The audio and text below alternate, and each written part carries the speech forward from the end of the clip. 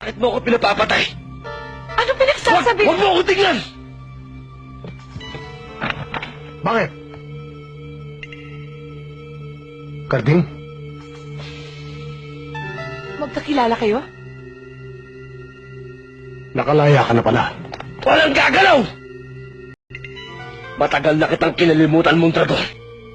Pero sa pagkakataong ito, maniningil ako ng pautang.